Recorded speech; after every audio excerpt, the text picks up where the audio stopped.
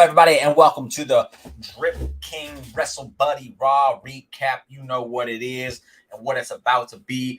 Thank you for tuning in and watching with me.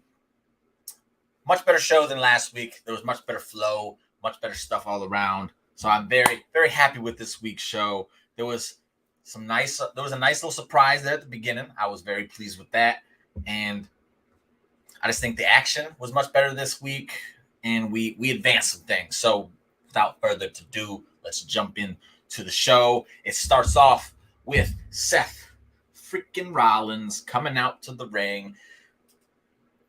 I gotta find out where this man gets his suits because they are so freaking nice. I gotta get me some of them Seth freaking Rollins suits. But he comes out and he's basically just letting people know. And also, just to put this out there, Portland, much like I said thank you to Seattle, thank you. You were another great crowd. Give me more crowds like we've gotten from Seattle and Portland because they make all the difference in the world. But back to the show. Seth comes out and he just lets me know I am not interested in a rematch with Riddle. It has been too long since I have had gold. WWE, yes, absolutely, definitely been too long since that man's had gold and his suits are nice. But he's just going off on this stuff, and then out comes Riddle. He just comes out, no scooter. That's a bummer. Says, bro, drops the mic, charges, starts beating on Rollins. Rollins tries to run away. He chases him up the crowd, beats him in the crowd. Rollins gets away again, runs off, goes up the ramp. Riddle comes over the barricades, and he starts to chase Rollins up, but then the lights go out, and we get Judgment Day. Hey, I'm intrigued. What's this about? Did not see this coming.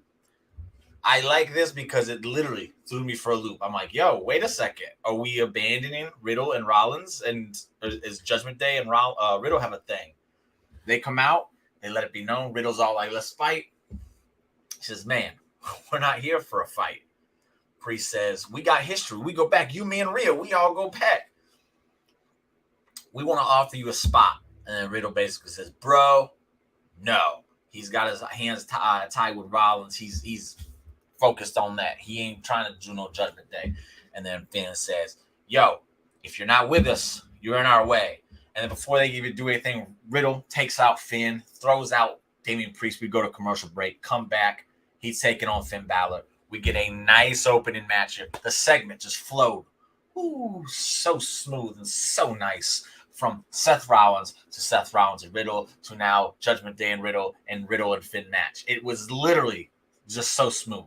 More of this, please, which is what we've been getting. So, yes, it makes a world of difference. Sorry, stumbled on my words again. But from there, thank you. You're looking good as well, babe. So, Riddle and Finn, fantastic match here. Fantastic opening match. They didn't give too much away here. It was just literally just a great opening contest. And then it ended when Damian Priest tried to get involved. Ray came out and took him out, and they went off into the crowd, I think, fighting. Then Riddle started taking control here. He almost picked up the victory. But that sneaky son, Seth freaking Rollins, comes back out looking oh-so-fresh with his oh-so-fresh suit. And he distracts Riddle. Finn Balor takes advantage, hits a reverse 1969. I think that's what the move is called. Don't hate me if I'm wrong. And then hits the coup de grace, 1, 2, 3. Finn picks up a win. Good for him. It's definitely needed, especially since they lost at Clash of the Castle for some freaking reason. And then Riddle continues his downward spiral until Randy comes back. Great opening segment. Hooked me right away. That's what we need more of. Like, again, I don't even know what I'm talking about at this point because that's what Raw's been doing. So just keep it up. Keep it up, Triple H, because this is what we want to see. From there, Damage Control. They do a backstage promo talking about their match. And it's literally just, hey, you shouldn't have beat us. And then tonight you're going to find out that you shouldn't have won because we're the better tag team. And that's it. They got a tag title match with Raquel and Aaliyah, obviously. And that's all it was about.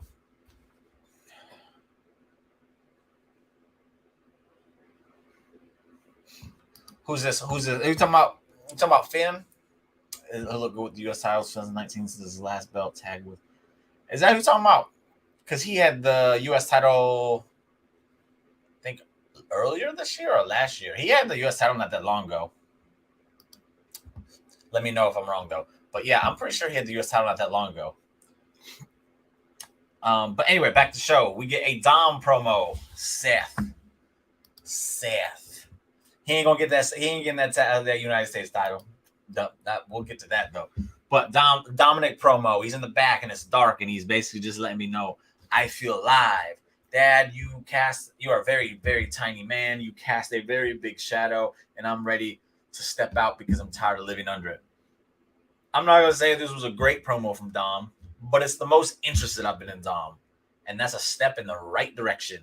So kudos on that. I like the little touch though at the end where he seemed like he didn't have anything more to say, and then Rhea just whispers in his ear. It's like do do do do do, and then he says what did he say after that? I don't remember what he said after. Oh, he goes, "I'm not your baby boy anymore." So it came across silly, but at the same time, again, I'm more interested in Dom than I've been in a long, long time, and that's always a good thing. It started the mustache, man. He gets that Eddie little stash goatee going. He's gonna look the part. It's gonna be awesome. I can't wait to see it. It's going to be cool. No, don't get off that tucking him into bed stuff, man. Get out of here with that. After that, they do a video package on Johnny Gargano for the few people who don't know who he is, because next up, no, it's not next up, but it's just a way for the few people out there that don't know who Johnny Gargano is, and people were like, "What are they going to do a video package?" Well, his match is tonight. They give you a video package to give you an idea of who he is and what he's about, and it was a good video package. So that happens, and then that transitioned right into an Austin Theory segment because those two are intertwined. Thank you, good stuff. Austin Theory just basically cuts a promo saying, "Hey, I got backstage pull, and I know who you're facing, and it's Chad Gable." He introduces Gable. Gable does his thing. Gargano versus Chad Gable. Thank you. Nobody's gonna complain about that one. After that, Damage Control versus Raquel and Aaliyah. Not much to say about this match other than Damage Control won, and they're your new tag team champions. That means Aaliyah will no longer be on TV, and I hate to be anything negative towards the girl. She just has not gotten better, so I don't really want to see her on the TV when we have so many other female talents that are better. And I apologize if that comes across harsh to the girl, but it is what it is, and that's just what it is. Like, that's all it is, man. There's just too many other girls that deserve the spots over Aaliyah. Sorry, not sorry. Bailey got involved at one point, but that's what it was. It was to throw the fans off. But yes, it was a little pointless. I agree, but whatever. There's a lot of things that happen in wrestling that are pointless. So, hey, who cares? Honestly, it's done, and now we're into this next part.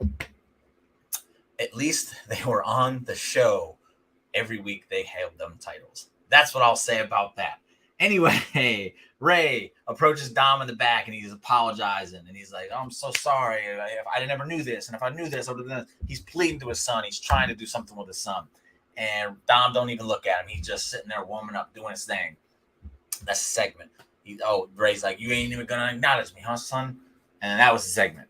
Next up, Chad Gable versus Johnny Gargano. If you're looking for an incoming banger match, here it is, because this match delivered. Very, very, very little ring rust on Johnny Gargano. I can't say that I'm surprised, because the dude is fantastic. Him and Chad Gable was his first opponent. Great first opponent for him, honestly. A person of his size, his athleticism, his talents, everything. They're very, very similar in talent. So this was a great way to introduce Johnny Gargano, not only to the show, but back after a 9-month hiatus. I think it went through 3 segments, maybe. Might have been a tad long for a TV match, but it did pick up as the match went on. The further the match went, the more things picked up. So, good match. Johnny Gargano wins. Otis tries to attack him afterwards. He finagles, gets out, starts to leave. Austin Theory attacks him. Boom, briefcase. Boom, hits him again. Then he goes, phew, selfie with Johnny Gargano and the briefcase in his hand. Johnny Gargano laid out, goes, and Austin Theory's like, yeah. So, you know what's coming next? Austin Theory. Debut on Raw, I believe they said. What you mean by that, man? What you mean by that? They talking about Johnny Gargano. Was his Raw debut. I don't think they said it was his debut. I think they just said it was his first match on, and I think this is his first singles match on Raw. So I don't think that would be a lie. But you can correct me if I'm wrong, but I don't think that's his. I think this is his first singles match on Raw. But anyway, Theory promo. He comes out and he starts dogging on Johnny Gargano. You at the bottom of the food chain. In-ring debut. He's wrestled before. He had tag team matches with Ciampa, but that was long ago. He's left and he's come back. So I don't know that. I do think it is his first singles match. I'm almost positive it's his first singles match. But back to Theory, cutting him down.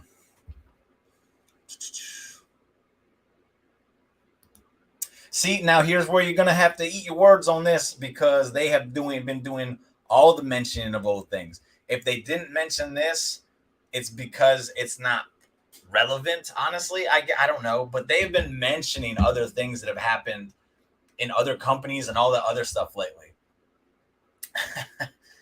She got an email.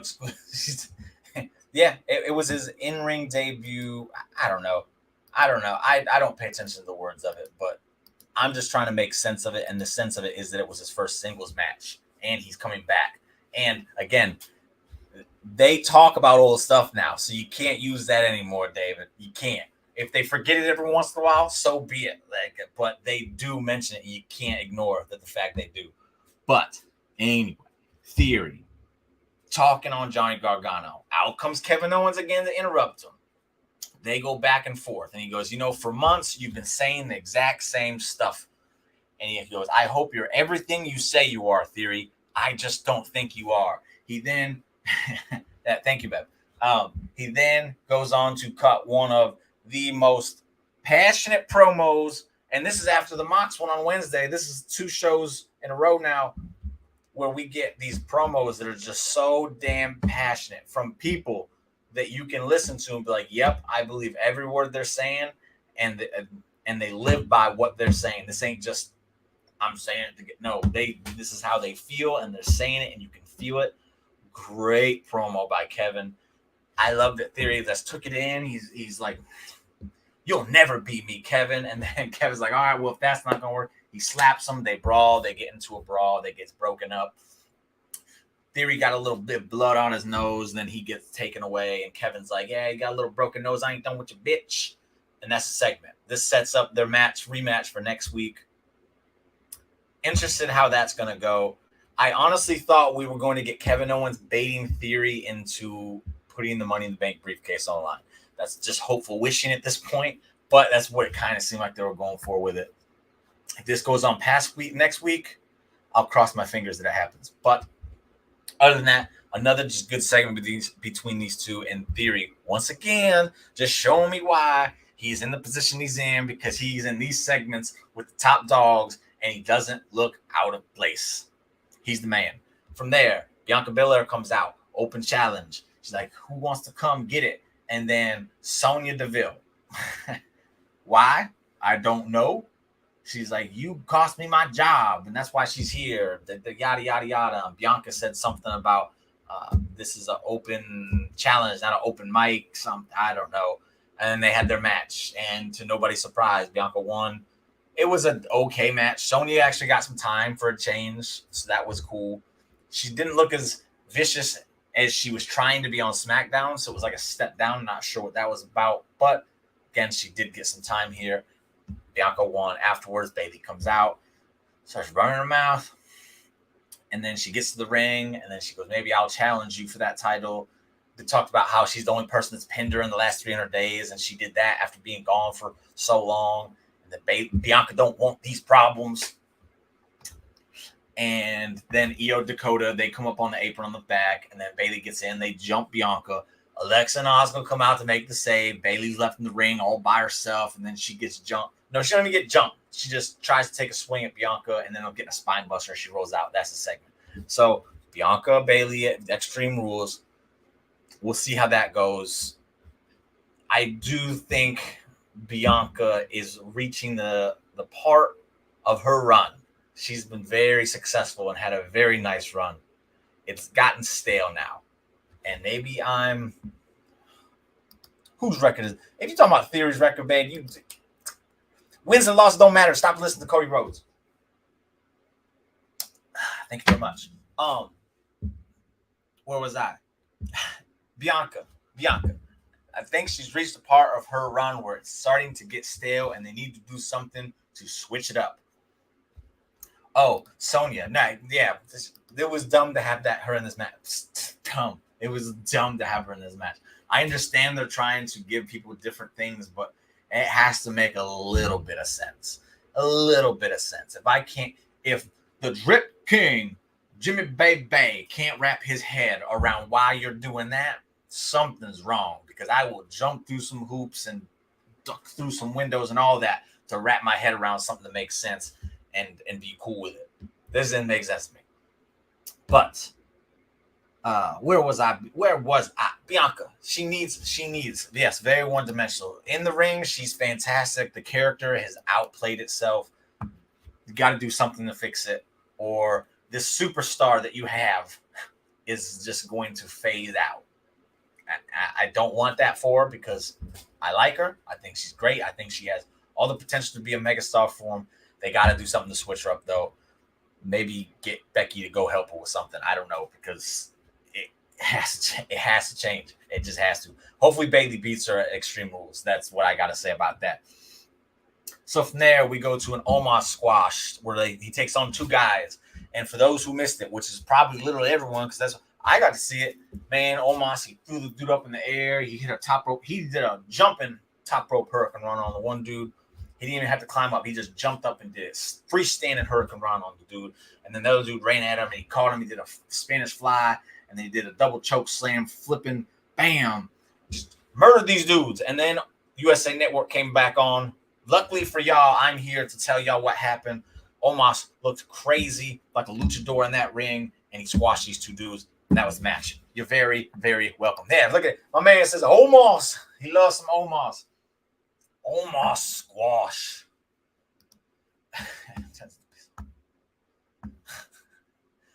The camera cuts. See, I always defend these camera cuts, and I think I finally figured it out.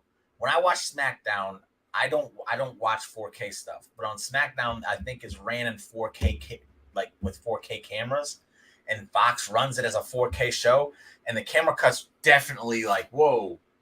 When I watch SmackDown, they do mess with my head a little bit. On Raw, they don't, but I have finally seen what people have been talking about.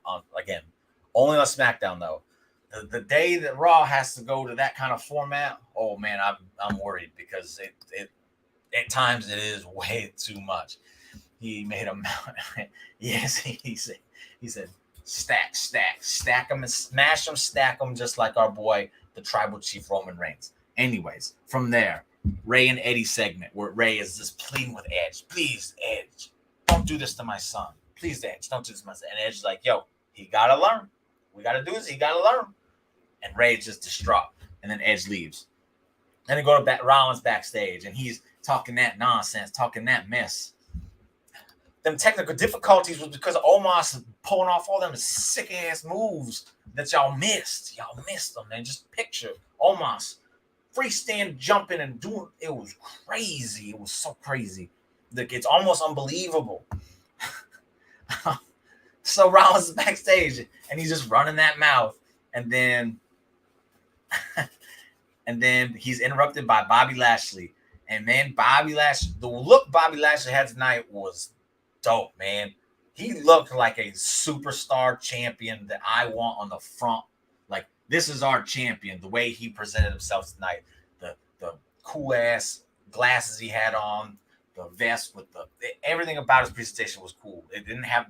Don't hide them guns, man. Show them things off. Over the last 2 months, I don't know what it is. I've just completely flip-flopped on Bobby Lashley. He's fantastic. I love him. And he basically says, you got all these flashy colored suits. You ain't got this color. And the gold. And then Seth's like, I'll take that gold from you. And then Bobby Lashley, let's fight about it. So next week, Seth Rollins versus Bobby Lashley for the United States title. Thank you. I'm all for that one. I'm sure Riddle will get involved. So your whole prediction that Seth is going to be looking good with that U.S. title. Not happening because Bobby Lashley will end up winning because Bobby Lashley shouldn't be losing the United States title to Rollins, if anything, especially when Rollins is in the middle of a thing with Riddle. Riddle will definitely have a part in this, and that's what it's going to be. So they go to a Miz interview, and everything about this Miz interview just was like annoying to me. Yeah, they are. And again, the presentation of him has been great. And his promos.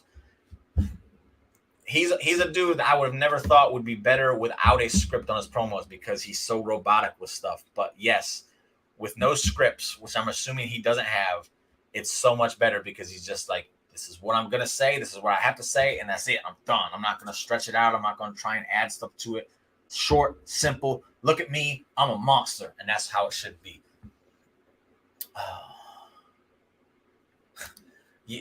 Just a tad. I don't even think it's the Dexter stuff that bothered me here. I think it was Miz.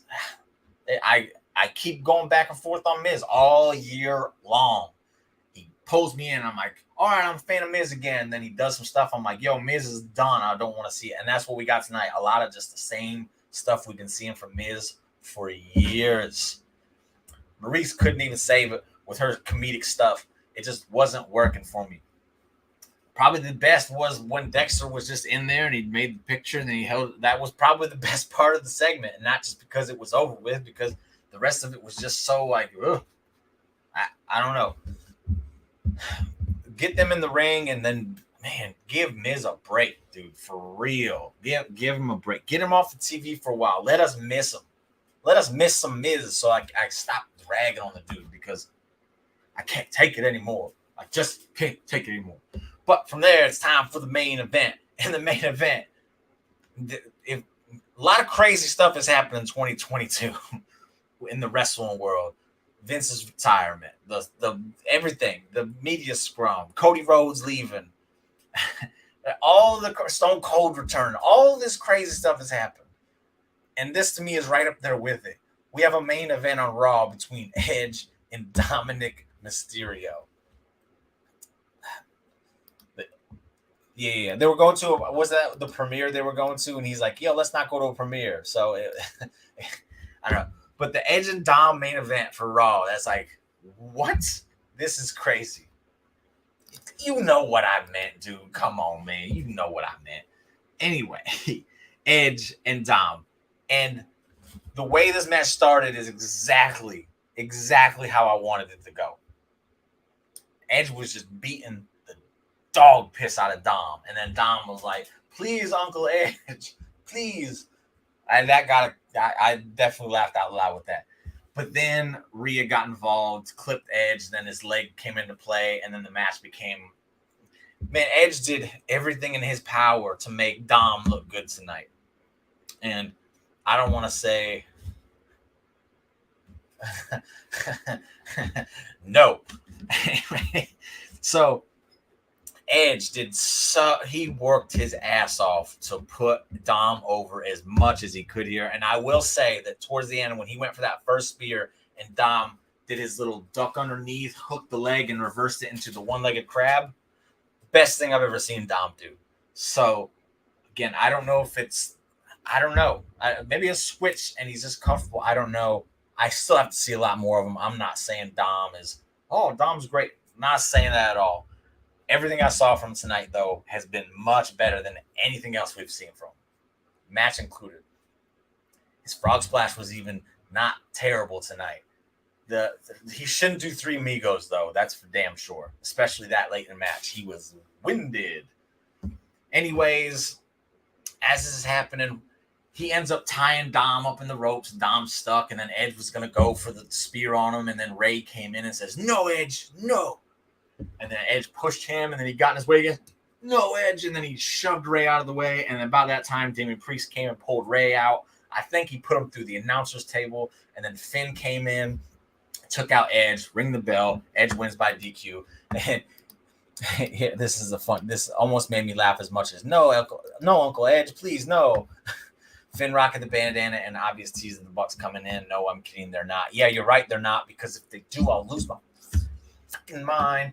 They're not coming. Anyways, so they just beat the crap out of Edge. Then they gave the chair to Dom, says, finish him. So he took the chair and he started just slamming it on Edge's knee. Edge selling his knee, doing, again, everything he can to put that man over. And then they finished the show. This was a very cool, gruesome at first spot they did. They put the chair up just like I'm sitting on mine on all fours. Then they put Edge's leg on it, and then they hold Edge down, and then Finn Balor does the coup de grace on his leg as it's propped up like this. So he does the coup de grace right here on his leg, and it's like, yo, you just snapped him. But then I saw the replay, and it's like, oh, okay, Edge, you're really good at what you do. But man, did it look gruesome. The lasting image of that and then him doing that is, he's gone for a good minute. He definitely should be, because you could have snapped his leg with that, and it was crazy.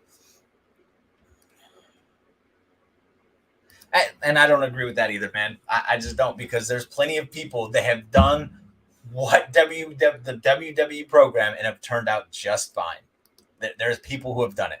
There's literally one right now doing it, and he's turning out just fine. So I just don't think Dom has that in him to be a top guy. I think he's just too reliant on the Mysterio. I don't know. It's like he's not passionate about it. I guess that's what it looks like to me. He's not passionate about wrestling. He might really love wrestling, but as far as performing it, he doesn't look passionate about it. He just Braun Breaker right now is proving that it's perfectly fine to do what they do. And that, so yeah. And then what's her name? Tiffany Stratton. She's progressing mightily fine over there. So there's people that do it. Who else? Randy Orton. Randy freaking Orton. There's another one for you. It is possible. Is it going to happen all the time? Nope. I agree with you. There are people that need to go out and learn.